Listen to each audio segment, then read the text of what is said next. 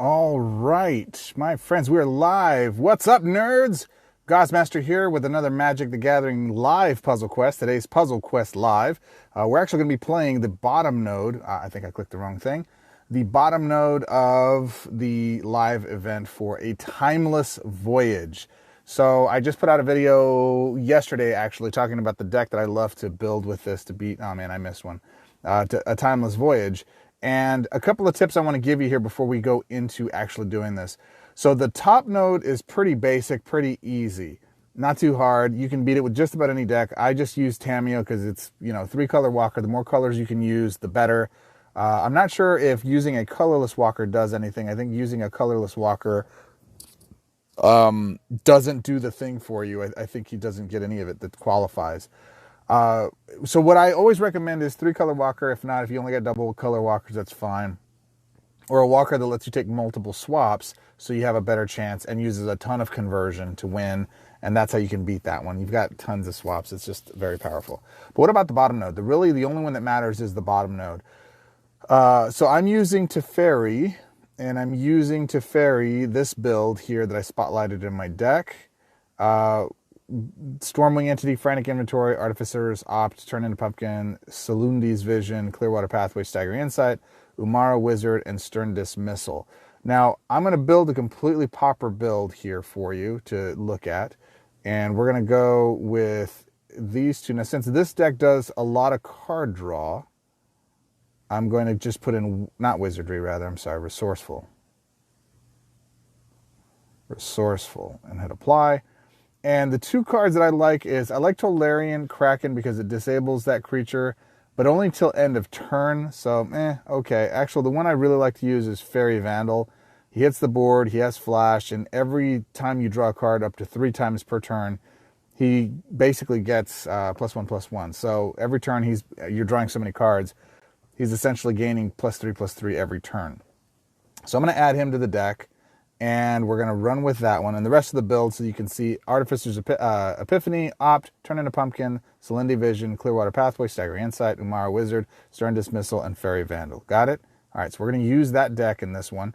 And I'm using Teferi Master of Time. And the reason I like Teferi Master of Time in this event specifically, great mana bonuses across 3 colors. The other 2 aren't good, but they're not bad either. But his third ability is bonkers. Create a Master of Time token and draw 3 cards. So the Master of Time token is when you make your first match during your turn, gain 2 extra swaps. Resourceful, 2. The first non-creature card in your hand gains 2 mana. So you draw cards, you get mana from it, the first 2, and in addition to that, you take 2 extra swaps. And this is really beneficial to help you keep pace with the opponent that's actually doing it. Now, one last tip before I jump in here in battle. You'll notice that I have 3 charges up here and I have 1 down here. And the rules are you have, I think, a max of 6 charges. Each node features an event support. I think last time I read it was 6 charges. So I'm going to let this one get to as many max charges as I possibly can because that one's the easiest one to beat. And I'm going to fight this one as soon as I get new nodes in every single time. Why would I do that, guys? Great question. I'm glad that you asked. The reason I do that is because this is the more difficult node. When you're playing events, you got to understand that the matchmaking system pairs you up with people who are in similar point categories. They may have bonkers decks. You may still face some OP decks. But typically, if you're at a lower point threshold, you can see here that I'm in the 500 to 3,000 rank of this event. Then what they do is they'll put you against other people that are in the 500 to 3,000 rank. And as you get better, they start to pair you against more stiffer competition. Why is that important? Great question. Goodness, you ask awesome questions. The reason that's important is because eventually when I'm getting into number 1 and up to the top, a couple of hundred, I'm going to be facing meaner decks. Well, I want every advantage I can get, and I want to face and fight those decks in these nodes, not in the bottom node. So never, ever fight. You go through, play 1 round in all of your nodes that you wind up facing. Figure out which your easiest matches are and which is your most difficult, the most challenging, the hardest to fulfill. And then let your other nodes kind of score, or your easiest nodes score more charges without losing charges, obviously. And then go play your easy nodes or your most difficult nodes so you can get those out of the way right away. So this is by far my hardest node. So let's jump right into it. Here we go. As you guys are watching this, if you guys have questions or comments or thoughts, or you like this format, or if it sounds funky or whatever it is, let me know, because this is a brand new stream feature I'm using, and I want to make sure that it works. All right, so let's see. So the game strategy here with this is very important. Now, we're facing against a white deck, so they're going to have Hixus and all of the stuff that stalls against us. They're not, or I should say, that's going to stall our fighters. They're not going to have a lot of, so what I'm looking for, they're not going to have a lot of hasty creatures. So I like to keep at least one turn into pumpkin charged and ready to go, to be able to, just in case I do face something that's doing a haste kind of thing. You know what I mean? You know what I'm saying? You know what I'm saying to you? All right, so we're going to go here, and we get a landfall. Nice. So we have a little bit of protection because it has flash, and we're trying to draw all our cards we possibly can. He's taking his extra swaps. You see that? Look at that there. Spontaneous. So he's beefing them up. Cool. Make them big. Do all the things. He's got flying now. Fantastic. Awesome. I'm glad that you like this, man. Appreciate it. Someone was saying this game content is excellent. I appreciate that, man. And I'm new to this format, so if I'm doing something or you see something that I can do to make this better, absolutely let me know. I'd love to hear it. All right, so we got a 5 swap down here. So I'm definitely going to 5 swap that, collect my goodies, and see what I can get done, because I want to get to my abilities as quickly as possible. I got to ramp to my 3rd ability ASAP, man, as soon as I can. So let's go here. All right, so we've got an op. We're going to draw a card. I'm going to go get Celundi Vision. Take that. We get another Artificer's Epiphany. Cool. I'm up to my 2nd ability here. I want to charge up to my 3rd as quick as we can. Now you're wondering, why didn't you bounce the guy into the hand, guys? Well, man, you're just so good at questions. It's because this thing has flash. Now, don't always rely on this. Sometimes you'll get caught, but I'm going to confirm that, and I'm going to bounce this guy and put him back in his hand. And I'm going to draw a card. And do I want to set him back again? I'm going to say not now. I'm going to let him... See, he's not attacking right now. So I'm going to keep my hand and try to take as little damage as possible. I'm going to keep that charged up as much as possible, because I got to get to my 3rd ability as quickly as possible. And with that said, I'm actually going to take here and hope I get a blue or a white drop. I did not. Again, just trying to ramp up into my 3rd as quickly as possible. Increase, I'm sorry, I didn't see that comment. Could you ask that again, man? It just came up and went. And then I'm bouncing him, turn into the pumpkin. Hopefully you guys can hear my volume okay. I don't know about the settings. Let me know if there's any issues with it. Let's see, Clearwater, and that one I didn't have. So we're going to, I guess we're going to go here. Maybe I can get a 3rd drop. Nope. All right, that's fine. And this next one's the one we're going to get anyways. All right, there he is. Wonderbomb. He's converting. Fantastic. He gets another turn. I forget about their extra turns all the time. All right, so here we go. Right?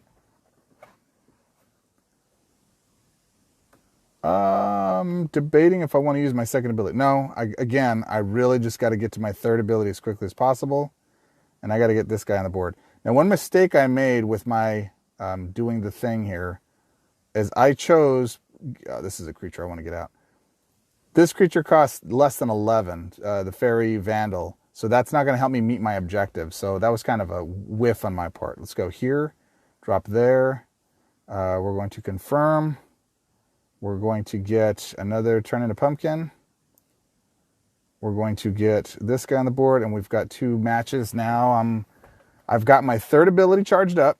So I'm going to be able to take more swaps than my opponent, but it's going to be pretty brutal here. I need to get my hand filled with a bounce card, some type of removal, so that I can get rid of that big creature on the board. Cool. I have no problems with that. That is totally hunky-dory. All right, all the conversion now. All right, so I've got to empty my hand because I'm going to draw a bunch of cards. I don't need this. I don't need this. And I do need this. I want to mute that. I do want that there. And I'm going to use my 3rd ability now. Boom. I get the Master of Time token. And now I get all the swaps. Okay, so we need to, I think I'm going to go here. Boom. Nice. That goes. All right, now we want to draw some cards. So I'm going to put Opt up here so I can make him a little bit beefier. Go green. Landfall. I power him up with my fairy. I Opt. I grab Umara, another Umara wizard, because I need to meet my third objective. Got an extra swap. So I want to get him out on the board. And I will go here. No, I'll go here. Taking his white match from him. I got a horizontal match, so I get another blue land support vanguard, or not a vanguard, but a land forming on the board. And now as he comes to attack, I'm going to bounce that card back to his hands. So he's going to give some spontaneous flight. Cool. Waste all your cards on him. As long as you don't give him hexproof. You give him hexproof, I'm kind of hosed. That's the danger with waiting. So we're going to hit confirm, bounce him. He's the biggest threat on the board. Make him reset. And we're controlling now. We are in control. Now we've reached the time where this token goes off and gives us all of our stuff again for our abilities. Charges our loyalty, charges all the cards in our hands.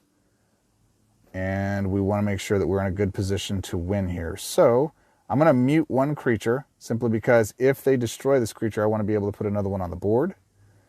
I'm going to, actually hold on, before I do that, let's go check my time token. So my master time token is down to 1.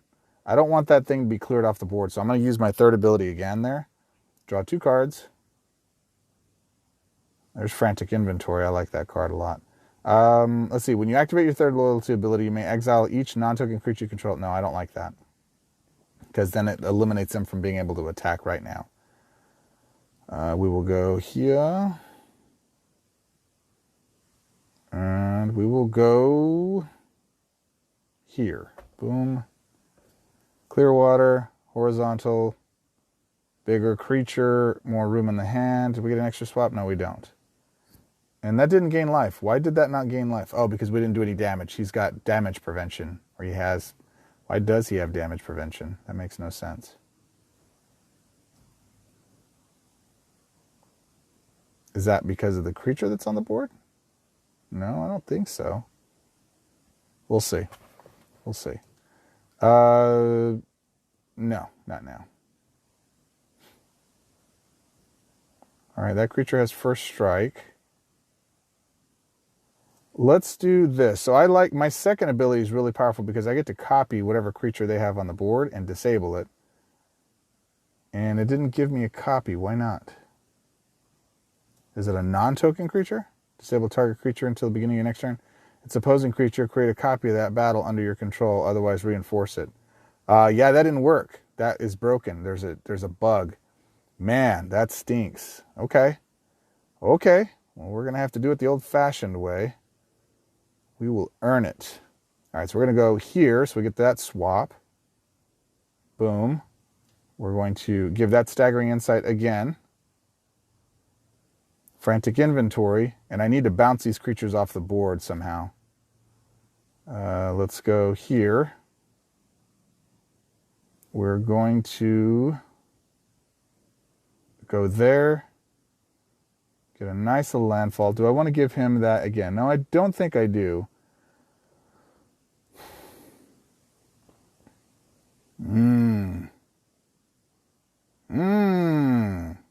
All right, let's go here.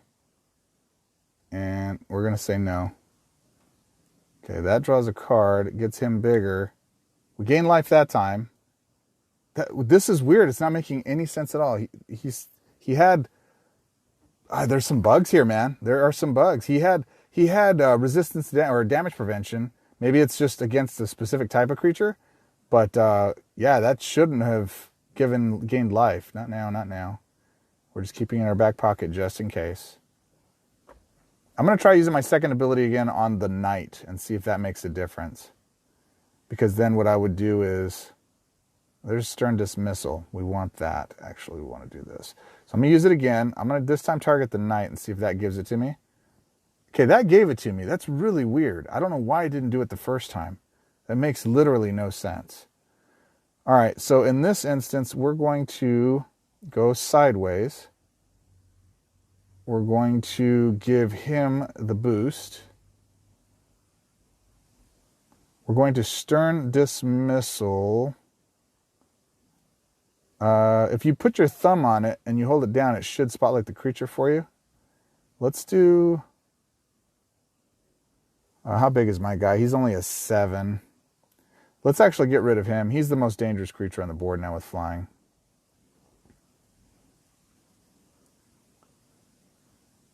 And there we go.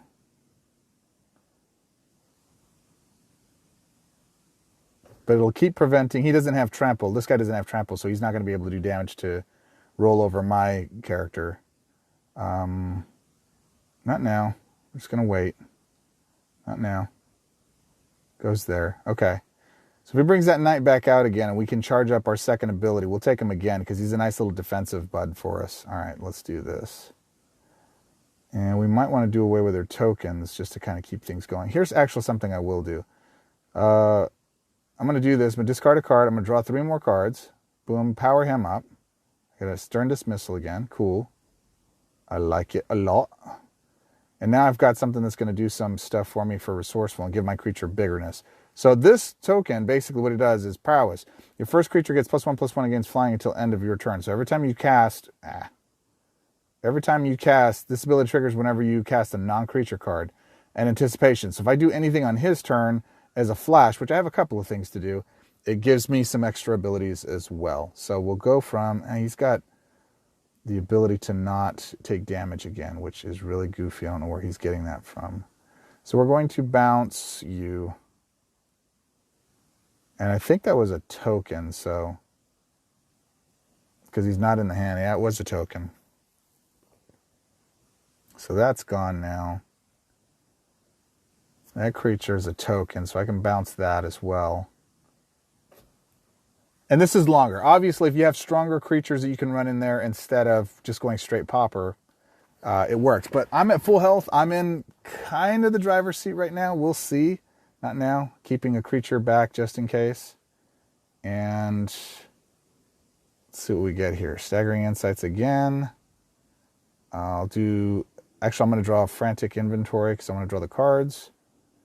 Let's go here. So I'm not... Well, I guess that did work. That gives me a 5 swap. All right. Cool, cool. Confirm. I'm going to go grab Stern Dismissal. Yep. Do that. Makes him bigger. I got 3 extra swaps. I'm going to go dismiss that. And I'm going to get Umara out. So I have more creatures on the board. That does that. I don't want to destroy that. Let's go black. Okay, and then let's go... Ugh. All right, well, I don't want him to take my blue, which is what he's going to do. Let's try one more. Let's just go here. All right, that brings that down. We're going to dismiss that. That just destroys it since it's a token. And we're going to go... What is this? We'll go here because I don't want to destroy that. All right, cool. Nice. There's that, and it should get me the land forming token. It does. I get all the stuff. I get all the things. We swing for 25. Okay. So the power in this deck is that it takes a little while to build up. But once it's built, man, it swings. It's good. So you got to make sure that when you're playing this deck, that you're patient with it. You're playing defensively. It is a control build. It is designed to basically hold pace and eliminate any of their threats off their board with common cards. I mean, these are common and uncommon cards. There's no rares in this build at all. It really is based on the strength of what Teferi can do all in his lonesome. He's a beast of a card, man. Objectives. I haven't even checked objectives. You can see just naturally playing, I've met all of my objectives. So we're just going to win it out now. Now we just need to grind to win. And so we're going to make that have lifelink as well as... drawing a card every time it swings. We're going to confirm. Let's go grab Turn a Pumpkin. We want that. We're going to confirm. We want Frantic Inventory. Grab that. And a couple more turns and it should be game.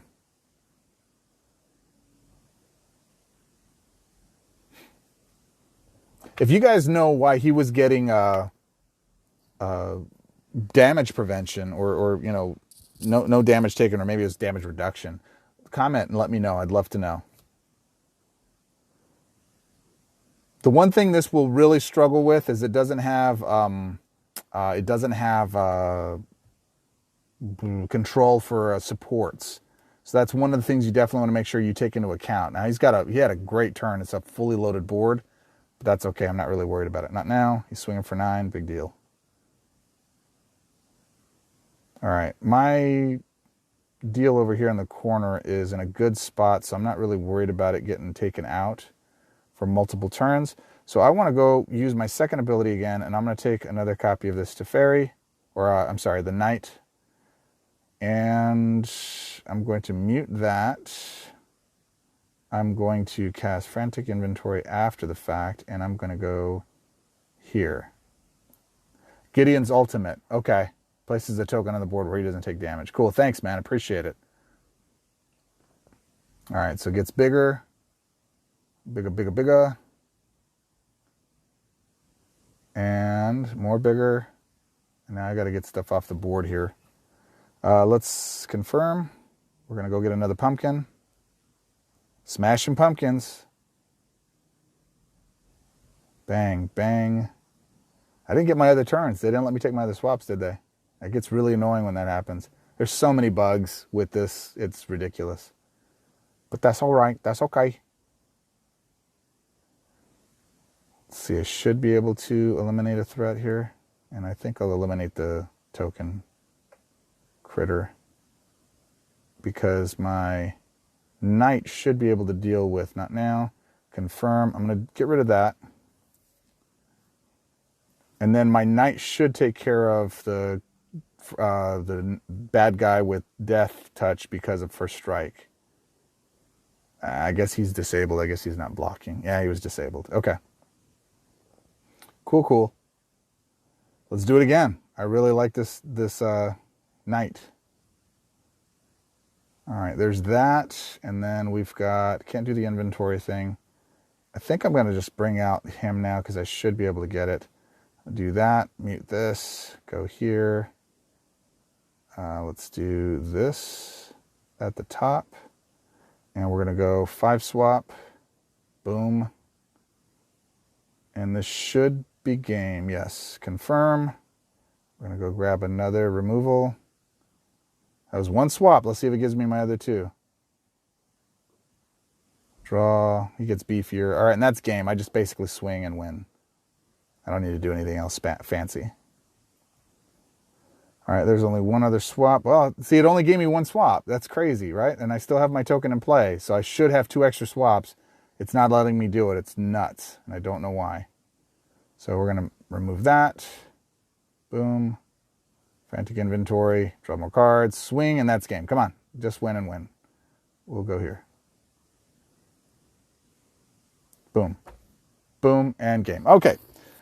So there you have it, my friends. That is essentially what it is. My control builds are a little bit more defensive because I want to make sure and ensure that I'm not doing anything that's going to put me at risk long term.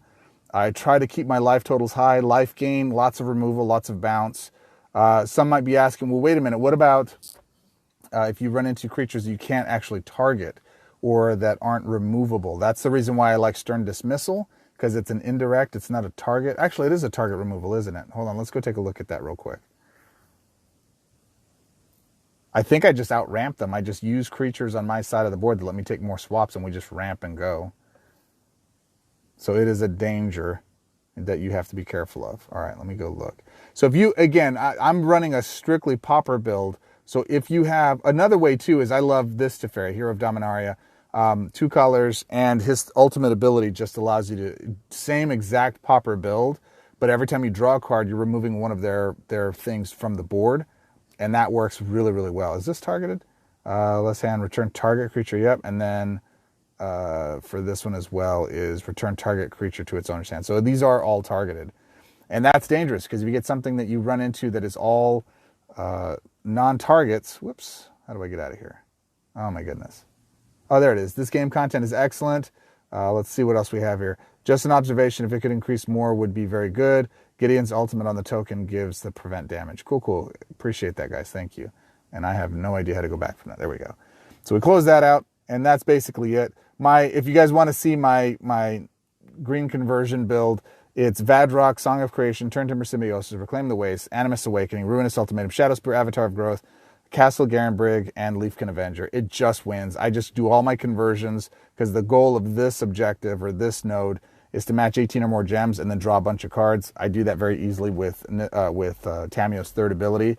And you just make sure you don't put Leafkin Avenger on the board until you have met your objectives. Because if you do, you're going to win the game too fast. So that's the only thing I tell you to do, is to avoid it. So that's it, my friends. I'm going to pick up some lunch here. I hope that you enjoyed this. If you did, leave a comment. If you're not already subscribed to Gozmaster on YouTube, do so.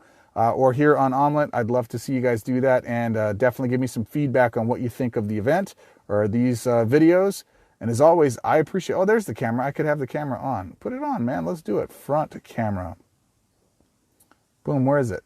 Oh, is that there a size too? Can I do this? Done. Boom. There it is. All right. Cool. So how do I go from here? Do I just tap it? There it is. Awesome. There I am. What's up, guys? It's cold out. I got my beanie on. Hope you guys are doing fantastic. Can I make this bigger? I guess I can do that. Done. Yeah, that's what it is. Cool. All right, I'll figure this stuff out. I'll learn it eventually, and we'll get to go through, do some more cool stuff with it. At any rate, as always, I appreciate you could have been anywhere in the world. You chose to spend the last 20 minutes with me here playing this silly game. I love it. I adore it. Like, subscribe, join our party, become a member. And as always, until our next quest, swords up, folks. I will see you in the next one. Have a good one.